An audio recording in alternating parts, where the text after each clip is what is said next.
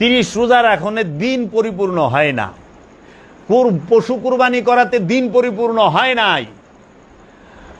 এর জন্য এই রোজার ঈদ এবং কুরবানির ঈদের থেকে অনেক আফজাল হচ্ছে ঈদে গাদির, মাওলার অভিষেকের দিন। কেন? এই ঈদে গাদিরের দিন দিন পরিপূর্ণ হয়েছে। ইসলামকে আল্লাহ দিন হিসেবে আমাদের জন্য মনোনীত করেছে এবং পরিপূর্ণ দিন হিসেবে মনোনীত করেছে। এর জন্য দিনে প্রবেশ করার জন্য সিয়াম, দিনে প্রবেশ করার জন্য কুরবানি। এর জন্য দিন যেই দিন পূর্ণ হয় সেই দিনকে বলা হয় ঈদে গাদির। এর জন্য রোজার ঈদ নিয়ে কোরআনে সরাসরি আয়াত নাই, কুরবানির ঈদ নিয়ে কোরআনে কোনো আয়াত নাই, কিন্তু ঈদে গাদির সম্পর্কে কোরআনে আয়াত আছে। সেই আয়াতটি সূরা মায়েদার 3 নম্বর আয়াতের শেষের অংশ, আল-ইয়াউমা আকমালতু লাকুম দীনাকুম ওয়া আতমামতু আলাইকুম নি'মাতি ওয়া রাদিতু লাকুমুল ইসলাম দীনা। আল্লাহ স্পষ্ট বলছেন, আজ আমি তোমাদের দিনকে পরিপূর্ণ করিয়া দিলাম এবং তোমাদের উপর আমার নিয়ামতকে পরিপূর্ণ করিয়া দিলাম এবং তোমাদের জন্য ইসলামকে দিন হিসাবে পছন্দ করিলাম। এর জন্য ঈদে গাদির আমাদের জন্য সবচেয়ে বড় ঈদ। এই মুসলমান জাতিকে বিভ্রান্ত করার জন্য উমাইয়া আব্বাসিয়ার রাজবংশ এই চক্রান্ত করে এই এজিদের গোষ্ঠী, এই মবিয়ার গোষ্ঠী, এই উমাইয়া আব্বাসিয়ার গোষ্ঠী এবং এই যে ওহাবির আব্দুল ওহাব নজদির গোষ্ঠী, এই মক্কার গুন্ডারা, সন্ত্রাসীরা, তারা চক্রান্ত কইরা আব্বাসিয়া আমলে এরা এই গাদিরে খুমকে ঢাকার জন্য সর্বাত্মক প্রচেষ্টা করেছে এবং সবচেয়েতে যত ধরনের দলিল দস্তাবেজ তৈরি করা লাগে করছে এবং সমাজে সবচেয়ে বড় ঈদ যেটা সেটাকে ঢেকে ফেলেছে। যে মাওলার অভিষেকের দিন, এই মাওলা আলী এবং গাদিরে খুম সম্পর্কে বললে কয় গাদিরে খুম আবার কি? গাদিরে খুমে বেলায়েতের দরজা খোলে, গাদিরে খুমে রেসালাতের দরজা খোলে, গাদিরে খুমে অবুদিয়াতের দরজা খুলে, গাদিরে খুমে সমস্ত নবী ওলিদের আগমনের দরজাটা খুলে যায়।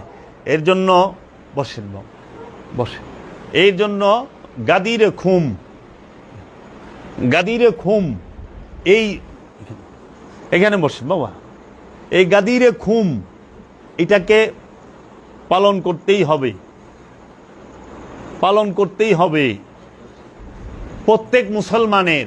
এবং যারা আমি আহ্বান জানাবো সর্ব সময়ের, সর্বকালের, সর্বযুগের সকল মুসলমানকে, যাহারা আল্লাহর ওলি মানেন, যাহারা বেলায়েত মানেন, যাহারা পীর মুরিদি মানেন, যাহারা এই রিসালাতকে মানেন, অবশ্যই আপনারা প্রত্যেক বছর এই ঈদে গাদিরের অনুষ্ঠান, এই অনুষ্ঠানটি অবশ্যই করবেন। আমরা যারা নবী প্রেমিক, আমরা যারা রসুল প্রেমিক, আমরা যারা আলে রসুল প্রেমিক, আহলে বাইতের প্রেমিক, ওলি আল্লাদের প্রেমিক, আমাদের কাছে সবচেয়ে বড় ঈদ দুইটা। একটা হইল ঈদে মিলাদুন নবী রহমাতাল লিল আলামিনের শুভ আবির্ভাব দিবসের দিন হচ্ছে ঈদ। আরেকটা হইল ঈদে গাদির মাওলা আলী করমাল্লাহু ওয়াজহুর অভিষেক দিবস, মাওলার আবির্ভাব দিবসের ঈদ। এই দুই ঈদ হচ্ছে আমাদের কাছে সর্বশ্রেষ্ঠ ঈদ। এই দুই ঈদ আমরা অবশ্যই অবশ্যই পালন করব, তাহলে আমরা রবের তরফ হইতে রহমত পাব। এই উমাইয়া আব্বাসিয়াদের বেতনখোর মৌলবী, পেট্রো ডলারের বেতনখোর মৌলবীদের কথা শুই না বিভ্রান্ত হয়েন না। দেখেন, পৃথিবীতে যত বড় বড় লিডার হোক, নেতা হোক, প্রেসিডেন্ট হোক, যত বড় শিল্পপতি হোক, পয়সালা হোক, ধনী হোক, বর্তমান জমানার সবচেয়ে বড় ধনী Bill Gates, Zuckerberg, Anil Ambani, Liton Tata, ওই যে ডালমিয়া, এইরকম বিশ্বের বড় বড় ধনকুব যারা, তারাও নবীর জন্মদিনকে ঈদ হিসাবে পালন করে। ক্রিসমাস ডে ঈসা নবীর জন্মদিন, ডোনাল্ড ট্রাম্প বলেন, আমেরিকার প্রেসিডেন্ট কি জো বাইডেন বলেন, আর বারাক ওবামা বলেন, সেও এই দিনে খুশি হয়। জন্মদিনটা কিন্তু নবীর, কোন নেতার, লিডারের না, জাগতিক সম্পদশালীর না। নবীর আবির্ভাব দিবস, ঈসা রুহুল্লাহর আবির্ভাব দিবসে প্রেসিডেন্ট খুশি হইতেছে। জাতি ধর্ম বর্ণ নির্বিশেষে সবাই খুশি হচ্ছে। গৌতম বুদ্ধের জন্মদিনে সারা জগতের বড় বড় ক্ষমতাধর সম্পদশালী তাহারা ঈদ করতেছে। আপনার মুসা নবীর আবির্ভাব দিবসে পৃথিবীর বড় বড় ধনীরা, পৃথিবীর সম্পদশালীরা সবাই কি করতেছে? ঈদের দিন ঈদ পালন করতেছে।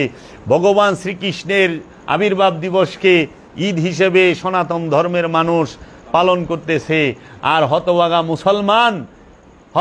মুসলমান যিনি না আগমন করলে ঈসা রুহুল্লাহর আগমন হইতো না, যিনি আগমন না করলে মুসা কালিমুল্লাহর আগমন হইতো না, যার উপরে ঈসা রুহুল্লাহ কালেমা পাঠ করেছেন, যার উপরে মুসা কালামুল্লাহ সে কালেমা পাঠ করেছেন, এটা আমার কথা না, কোরআনে আল্লাহ স্পষ্ট বলে দিছেন। সমস্ত নবীর উম্মতের জন্য কলেমা ছিল, কিন্তু নবী রসুলদের কলেমা কি ছিল? আদম সফিউল্লাহ তার যারা উম্মত ছিল তারা কলেমা পড়েছেন লা ইলাহা ইল্লাল্লাহ, আদম সফিউল্লাহ। নূহ নবিউল্লাহর উম্মতেরা পড়েছে লা ইলাহা ইল্লাল্লাহ, নূহ নবিউল্লাহ।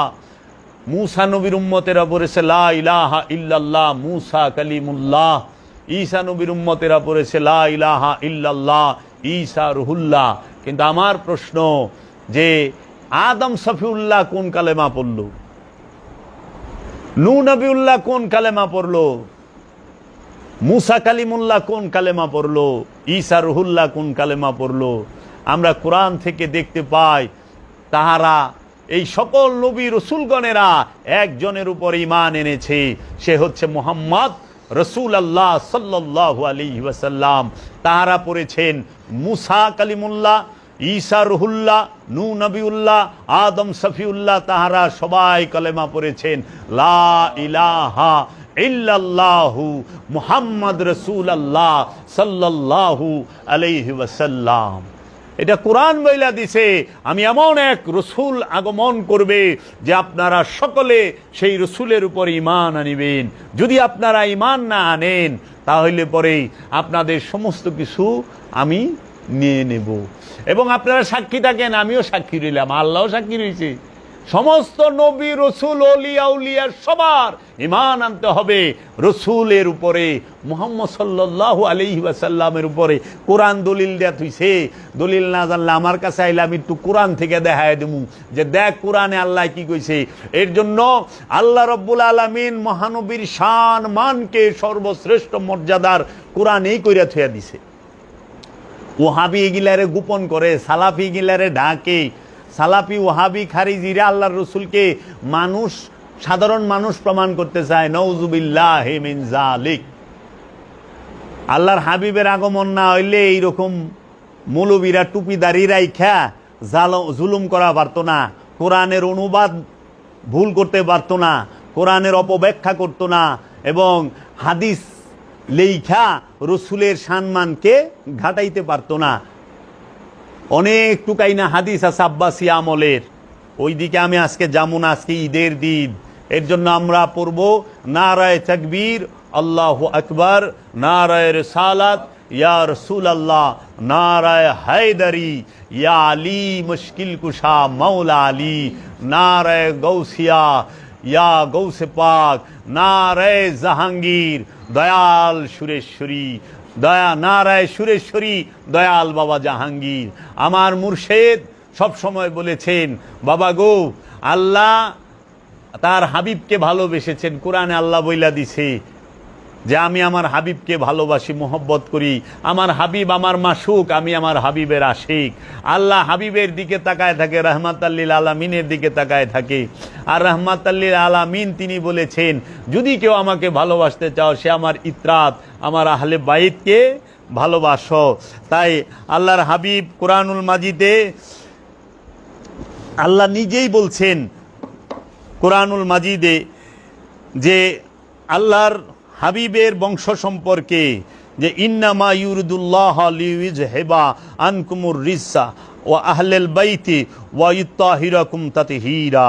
আল্লাহ তো এইটাই চান, তোমাদের হে নবী পরিবার, তোমাদের থেকে সমস্ত অপবিত্রতা নাপাকি দূরে রাখতে। রসুলের পরিবার, রসুলের আল, রসুলের বংশ তৈয়ব তাহেরা, আলে রসুলের সমস্ত ইমামগণ তাহারা মাসুম, নিষ্পাপ, বেগুনাহ। বেগুনাহ, এই নিষ্পাপদের মধ্যে কোনো কলঙ্ক, কোনো দাগ নাই। যে মোল্লা মুন্সিরা আল্লাহর রসুলের বংশের স্বভাব চরিত্রের মধ্যে দাগ এবং কলঙ্ক দিতে চায়, তারা জগতে ধ্বংস হয়ে গেছে, ধ্বংস প্রাপ্ত, তাদেরকে আল্লাহ ধ্বংস কইরা দিছে। তাই আল্লাহ বলছেন, আল্লাহর হাবিব বলছেন তার উম্মতের কাছে, কুল্লা আসআলুকুম আলাইহি আজরান ইল্লাল মাওয়াদ্দাতা ফিল কুরবা। আমি তো তোমাদের কাছে কিছুই চাই না, একটা জিনিস চাই শুধু, আমার কুরবাত যারা, আমার নিকটবর্তী যারা, আমার আল যারা, আমার বংশ যারা, তাদেরকে তোমরা মজবুত কইরা ধইরা রেখো, মোহব্বত কইরো। আমার বংশের মোহব্বত চাই। তাই গাদিরে ঘুমে আল্লাহর হাবিব বলেছেন ফিকুমুস সাকলাইন, হাদিসে সাকলাইন যাকে বলা হয়, যে আল্লাহর হাবিব বললেন আনা তারাকতু ফিকুমুস সাকলাইন, আমি তোমাদের কাছে দুইটা ভারী জিনিস রাইখা যাইতেছি, হে আমার মানব জাতি, হে আমার উম্মতেরা, তোমাদের কাছে দুইটা ভারী জিনিস রাইখা যাইতেছি, কিতাবাল্লাহি ওয়া ইতরাদাহি, আমার রবের কিতাব এবং আমার বংশ। রবের কিতাব, আমার কিতাব এবং বংশ, এই দুইটাকে মজবুত করে ধৈর্য, শক্তভাবে ধৈর্য, ধীরভাবে ধৈর্য। জীবনে হে মানব জাতি, হে মুসলমান জাতি পথভ্রষ্ট হবে না, বিপথগামী হবে না, তোমাদেরকে কেউ পরাজয় করাইতে পারবে না, তোমরা সব জায়গায় বিজয়ী হইবা। কারণ আল্লাহর দল সব সময় বিজয়ী হয়, আল্লাহর দল সব সময় বিজয়ী হয়। এর জন্য এখন মুসলমান জাতি আল্লাহর যে রসুলের যে কেতাব, মাওলা আলী কারামাল্লাহু ওয়াজহু এবং রসুলের বংশ এবং সমস্ত ওলি আল্লাহরা হচ্ছে নুরি কেতাব, রসুলের হাকিকি কেতাব, এই কেতাবকেও শক্তভাবে ধরে তো নাই, শক্তভাবে দমন করছে। এবং নবীর বংশকে এই উম্মতরা এবং এই মুসলমান জাতিরা সকলে শক্তভাবে ধরতে পারল না, একটা অংশ শক্তভাবে দমন করলো। নাইলে রসুলের উম্মতের মধ্যেই একটা দল যারা রসুলের হাতে বায়াত হইছে, রসুলের কাছে মুরিদ হইছে, রসুলের কাছে কলমা পড়ছে, তারাই রসুলের সন্তান আওলাদকে কল্লা কাটছে, কুবায়া কাটছে, কাটছে না? তো কারবালায় কি কোনো হিন্দু, বৌদ্ধ, ইহুদি, খ্রিস্টানে রসুলের বংশ কুবায়া কাটছে? না। ওই মাথায় টুপি পাগড়ি পরা, শরীরে পাঞ্জাবি পরা, মুখে দাড়ি রাখনেওয়ালা এবং আজান দিয়া 5 ওয়াক্ত নামাজ পড়নেওয়ালা, তাহারাই মাওলা হুসাইনকে শাহাদাত করলো, মাওলা আলীকে শাহাদাত করলো, মা ফাতেমাকে শাহাদাত করলো, মাওলা হুসাইন হাসানকে শাহাদাত করলো। কারা? এই রসুলের উম্মতের ভিতর থেকে একদল বিপথগামীর দল, পথভ্রষ্টের দল, দুনিয়াদারের দল, স্বার্থবাদীর দল, এই এজিদ মবিয়া গং যারা, তাহারা, এই এজিদ মবিয়া গংরা আল্লাহর রসুলের বংশকে শক্ত হাতে দমন করলো, এই আব্বাসিয়ারা। তারপরে তারা তাদের রচিত হাদিস আল্লাহর রসুলের শানের খেলাফে লাগায় দিল, আল্লাহর রসুলের মানের খেলাফে লাগায় দিল, আল্লাহর রসুলের বংশের ইজ্জতের বিরুদ্ধে লাগায় দিল। তাই রসুল প্রেমিক যারা, তারা রসুলকে এবং রসুলের বংশকে ভালোবাসে। তাই অনেকে মাওলা আলীকে ভালোবাসতে এবং মাওলা আলীর নাম জোরে সোরে কইতে ভয় পায় যদি শিয়া তকমা দেয়। আরে পাগল, মাওলা আলীকে ভালোবাসলে যদি শিয়া হয়, তাহলে সবচেয়ে বড় শিয়া তো আল্লাহর রসুল রহমাতাল্লিল আলামিন হয়ে বয়ে রয়েছে। কারণ আল্লাহ কইছে, বেলায়েত ঘোষণা করেন, রহমাতাল্লিল আলামিন বেলায়েত দিছে। আল্লাহর নিজে কইল আলীর কাছে মা ফাতেমাকে বিবাহ দেন। প্রস্তাবটা রবের তরফ থেকে আইছে রহমাতাল্লিল আলামিনের কাছে। আল্লাহর ঘরের ভিতরে মাওলা আলীরে আনলো, মাওলা আলীর আবির্ভাব আল্লাহর ঘরের ভিতরে। মাওলা আলী থাকে রহমতের সাথে, রহমাতাল্লিল আলামিনের সাথে, রহমতের ঘরের ভিতরে। মাওলা আলী রহমতের আলমদার। তাইলে আমি তো পৃথিবীতে সবচেয়ে বড় শিয়া মহানবীরই দেখতাছি, কারণ সবচেয়ে বেশি আলী আলী যে করছে সে হইল মহানবী। সবচেয়ে বেশি মাওলা আলীকে যে ভালোবাসছে সে হইল মহানবী। আর মহানবী কইছে আমার বংশরে ভালোবাসো, তে পাক পাঞ্জাতন আহলে বায়েতকে ভালোবাসলে, মাওলা আলী মা ফাতেমাকে ভালোবাসলে যদি শিয়া হয়, তাইলে আল্লাহ শিয়া হয়ে রয়েছে, মহানবীও শিয়া রয়েছে। এর সাথে আমি মিলায় কইতে পারি, ইমাম আবু হানিফা বলছে যদি মাওলা আলীকে এবং পাক পাঞ্জাতনকে আহলে বায়েতকে ভালোবাসলে শিয়া অপবাদ নিতে হয়, তাইলে ইমাম আবু হানিফার থেকে বড় শিয়া জগতে নাই। ইমাম শাফি তিনিও বলেছেন এই কথা, যদি মাওলা আলীকে এবং পাক পাঞ্জাতনকে এবং আহলে বাইতকে ভালোবাসলে শিয়া হইতে হয়, তাহলে আমি ইমাম শাফি থেকে বড় শিয়া জগতে নাই। এবং আমার দয়াল মুর্শিদ কালান্দার বাবা জাহাঙ্গীর বা ইমান আল সুরেশ্বরী তার কিতাবে লিখছে, যদি আল্লাহর হাবিব রাহমাতাল লিল আলামিন মুহাম্মদ সাল্লাল্লাহু আলাইহি ওয়াসাল্লামকে ভালোবাসতে গিয়ে আল্লাহর হাবিবের খলিফা, আল্লাহর হাবিবের মনোনীত মাওলা আলী কারামাল্লাহু ওয়াজহুকে মহব্বত করার কারণে, আহলে বায়াত পাক পাঞ্জাতনকে মহব্বত করার কারণে, আর নবীর বংশকে মহব্বত করার কারণে যদি শিয়া অপবাদ নিতে হয়, আমি কাঁধে তুইলা নিলাম, জগতে আমার থেকে বড় শিয়া নাই। আমি যাবেরও তাই কইলাম, আমি হাসতে হাসতে জাহান্নামে যামু, মবিয়া গঙ্গের সাথে জান্নাতে যামু না। আমি মাওলা হুসাইনের সাথে কারবালায় কল্লা কাটামু, কিন্তু মবিয়া গঙ্গকে সাহাবি কমু না, কইতে পারি না। এগিনাই সবচেয়ে বড় জালিম, জুলুমকার, মুনাফিক। এর জন্য মাওলা আলীকে ভালোবাসি, মহানবীকে ভালোবাসি, রব্বুল আলামিনকে ভালোবাসি, রবকে ভালোবাসি, মহানবীকে ভালোবাসি, মাওলা আলীকে, মাওলা আলীর বংশকে, পাক পাঞ্জাতনকে এবং জগতের সমস্ত অলিকে ভালোবাসি। আর আমাদের মধ্যে শিয়া ভাইদের মধ্যে, শ্রদ্ধেয় শিয়া ভাইদের মধ্যে তফাৎ কি? শ্রদ্ধেয় শিয়া ভাইয়েরা পাক পাঞ্জাতন মানে, 12 ইমাম 14 মাসুম মানে, কিন্তু অলি আল্লাহ মানে না। বড় পীরকে মানে না, খাজা বাবাকে তারা ওইভাবে মানে না, পীর আউলিয়াদেরকে মানে না, সুফিবাদ মানে না। আর আমরা রসুল মানি, রসুলের বংশ, পাক পাঞ্জাতন, 12 ইমাম 14 মাসুমকেও মানি। পৃথিবীতে যত কাদরিয়া, চিশতিয়া, নকশবন্দিয়া, মুজাদ্দেদিয়া, সরওয়ার দিয়া, নিজামিয়া, যত ওলি আল্লাহ আছে, ওলিয়ে কামেলদের সবার চরণে ভক্তি এবং সালাম, লক্ষ কোটি সেজদা তাদের চরণে, তাদেরকে ভালোবাসি। তাই আমাদের মধ্যে তফাৎ হইল, আমরা রব মানি, রসুলও মানি, নবীর বংশও মানি, অলিও মানি। আর শিয়া ভাইয়েরা রসুল মানে, রসুলের বংশ মানে, অলি মানে না। এই জগতে ইসলাম অলির দ্বারা প্রচার হইছে। আলে রসুল বলতে এই অলি আল্লাহরা, পৃথিবীতে সবচেয়ে বেশি অলি বানাইছে আল্লাহ, ও বেশি মুসলমান বানাইছে আল্লাহর অলিরা, নবীরা পারে নাই। কোরআনে বর্ণিত 25 জন নবী, কোরআনে বর্ণিত 25 জন নবী মিলা খাজা গরিবে নওয়াজ সুলতানুল হিন্দ খাজা বাবার 12 ভাগের 1 ভাগ মুসলমান বানায় পারে নাই। খাজা গরিবে নওয়াজ মঈনুদ্দিন চিশতি আজমিরি আলাইহিস সালাতু ওয়াস সালাম 92 লাখ মুসলমান বানাইছে। আর কোরআনে বর্ণিত 25 জন নবী মিলা 12 লাখ মুসলমান বানায় পারে নাই। গৌসে পাক বানাইছে। এই বাংলার জমিনে মুসলমান এবং বাংলার জমিনে ইসলাম প্রচার করছে আল্লাহর ওলিরা।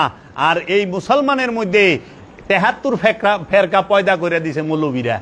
মৌলবীরা পারছে এই জগতে, এই সমস্ত এই ভারতবর্ষে যত মাদ্রাসা মোল্লারা আছে, এরা মুসলমান বানায় পারে নাই, কিন্তু মুসলমানদের কাফের বানায় পারছে, মুসলমানদের মুনাফেক বানায় পারছে। মুসলমানকে সে তারা কি শিয়া বানায় দিছে, সুন্নি বানায় দিছে, ওয়াহাবি, বাটালবি, সাকরালবি, আশারিয়া, গাবারিয়া বানায় দিছে, জাবারিয়া বানায় দিছে, কিন্তু অন্য ধর্মের অনুসারীরা মুসলমান বানাইতে পারে নাই। এইটাই হলো ওনাদের দ্বারা। তাই ওই যে বলে যে আমরা ইসলামের জন্য অনেক খেদমত করেছি, হ্যাঁ ইসলামের জন্য আপনারা খেদমত করছেন, কিন্তু উল্টা। সেটা হইলো মুসলমানরে আপনারা কাফের বানাইছেন, আর ওলিরা কাফের দলে গো মুসলমান বানাইছে। এই হইলো আপনাদের মধ্যে তফাৎ। মৌলবী মৌলানা সাহেবরা মুসলমানরে কাফের বানায়, আমি পীর মানি, এর লেগে আমি মুরতাদ, মুশরিক, পীর পূজারি, মাজার পূজারি, কবর পূজারি। হ্যাঁ, আর উনি মাজারে যান না, পীরের কাছে যান না, উনি ওলি আল্লাহ মানেন না, রসুল মানেন না, কিন্তু উনি পাক্কা মুসলমান। হ্যাঁ, উনি যে মুসলমানটা হইল কার কাছেই, এইটাই তো খুঁজে পাইতেছি না। মুসলমান হইতে হইব রসুলের কাছে যায়া, মুসলমান আবু জেহেলের কাছে যায় হইলে হইব না।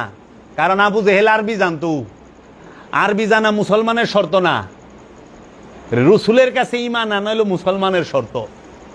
এর জন্য আমল দিয়া মুসলমান হয় না, ঈমান দিয়া মুসলমান হয়। এর লেগে ঈমানের সম্পর্ক মুহব্বতের সাথে, আমলের সম্পর্ক মুহব্বতের সাথে না, ঈমানের সম্পর্ক। এলো ঈমান হইল ভিত্তি, যার ইমান নাই হ্যাঁ আবার মুসলমান হয় কেমনে? এর জন্য অলি আল্লাহরা এই জগতে আগেও মুসলমান করছে, এখনও করতেছে, ভবিষ্যতেও করবে, সর্বকালেই করবে। অলি আল্লাহরাই আমানু বানায়, অলি আল্লাহরাই মুসল্লি বানায়, অলি আল্লাহরাই মুমিন পয়দা করে। আর আমাগো মাশাল্লাহ আরবি জানা মহাপণ্ডিতেরা ইনারা আমানুরে কাফের মুশরিক বানায় দেয়, মুসল্লিরে নাস্তিক বানায় দেয়, কাফের বানায় দেয়, আর মমিনরে তো হেরা বাইতে আগুনই ধরায় দেয়, এলাকা সারা করে দেয় লুরাইয়া। এদের দ্বারা এইটাই হয়। তো এইখানেই রাখলাম। এই ঈদের দিনে আমরা খুশি, আমরা সবাই ঈদে গাদির পালন করব। আমি আবার ঈদে গাদির সম্পর্কে আলোচনা করব। তাই বাবা কোরআন পড়েন, কোরআনের কাছে বায়াত হইয়া জিন্দা কোরআনের অনুসরণ করেন, জিন্দা কোরআনের ধ্যান করেন, দেখবেন যে কোরআন কথা বলে। কোরআন কথা বলে। কোরআন দুই প্রকার, একটা নুরি কোরআন, একটা ভাষার কোরআন, আরবি কোরআন। এই কোরআনই বলছে এই কোরআনকে আমি আরবি ভাষায় নাজিল করেছি, কিন্তু কোরআন আরবি না, কোরআন নূর। এই কোরআন কথা বলে, কোরআন সত্য বলে, কোরআনের জবান আছে। আরেক কোরআন কথা বলে না। এই কোরআন পাহাড়ের উপরে লাগলে পাহাড় চূর্ণ বিচূর্ণ হবে, সেটা নুরি কোরআন, সেটা কাগজের কোরআন না। কাগজের কোরআন বলছে কোরআন যদি আমি সাগরে নাজিল করতাম সাগর শুকায় যাইত। এটা নুরি কোরআন যদি সাগরে নাজিল করব সাগর শুকায় যাইব। এর লেগে নুরি কোরআন রে সাগরের পানি মারতে পারে না ইউনুস নবী রে। নুরি কোরআন সাগরের পানির ভিতরেই আসিল, ভিজাই পারে নাই। আর কাগজের কোরআন রে সাগরে দেন, কাগজের কোরআন 2-4 ঘন্টায় বাড়িতে এমনি মিলা যাইব। এর জন্য অনুসরণ করবেন কোরআন, নুরি কোরআনকে। যেই কোরআন জবান আছে, যেই কোরআন কথা বলে, প্রত্যেকটা ওলিয়ে কামেল নুরি কোরআন, জবানি কোরআন। এই কোরআনকে অনুসরণ করেন। আল্লাহর রসুল নুরি কোরআন, মাওলা আলী নুরি কোরআন। এর জন্য মাওলা আলী বলছেন হাজা কোরআন, হাজাল কোরআন নাতিকুন আনা কোরআন, হাজাল কোরআন বাসিতুন আনা কোরআন নাতিকুন। এই কোরআন আপনি উসমান, আপনি যে কোরআন লিখতেছেন এই কোরআন মৃত, আর আমি আলী জিন্দা কোরআন। এর জন্য কোরআন অনুসরণ করেন।